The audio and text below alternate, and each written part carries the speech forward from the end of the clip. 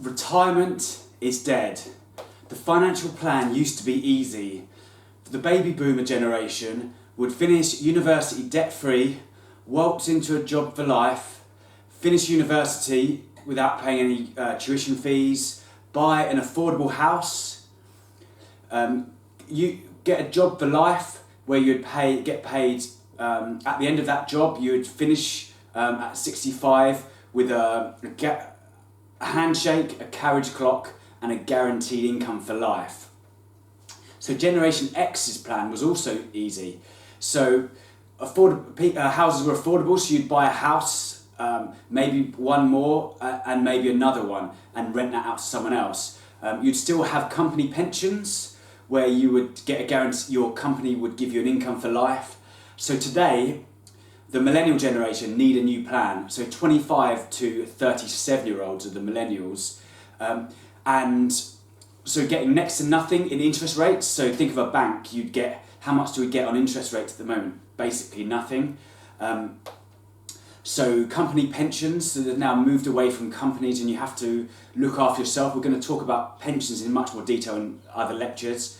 And also the retirement cliff edge is fast approaching. So people aren't putting enough money away for when they do stop working. So we need not just need a new plan, we need a new story. So I've created my own basically system myself, which being a financial advisor, I was giving advice to clients about essentially retirement and how they can have enough money for when they stop working. So let's go through the system. So essentially this is a 5-step system. I call it the investing pyramid. So number one is insurance. Do you need insurance? So first of all, it's not right for there's no right or wrong answer here. So I would do your research, speak to someone if you're not sure. So what is insurance? So you have death. People call it life insurance, but it's actually death insurance. So it all boils down to, if you die, is there someone that's going to be reliant on you for your income or your assets after you're gone? So I use the 5 Ds. So debt. So when you die, your debt doesn't die with you. So think of, if you have a family house, for instance, you pay mortgage. You pay the mortgage every month. So if you died, for instance, and you're not getting that income, is someone going to be, who's going to be paying that mortgage?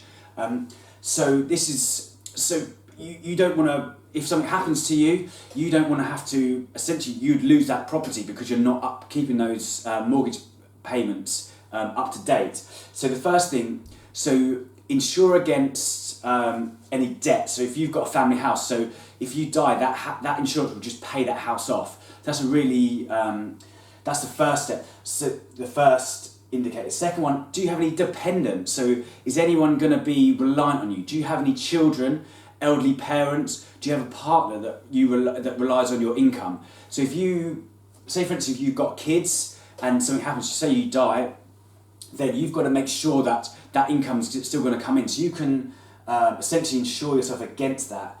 The next D is disease. So if you've got like a cancer or something really terrible that means you're not going to be able to work, you can get insurance that will cover you for those times when you're off.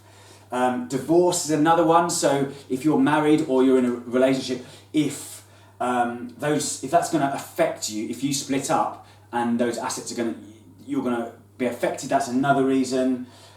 And also desire. Do you desire to have insurance? So is it a thing affecting your peace of mind, that if you're not covered, then it's keeping you up at night? So you can just you can get insurance for basically anything really. So for instance, for my personal situation, I got made redundant from a company I was working for over 10 years.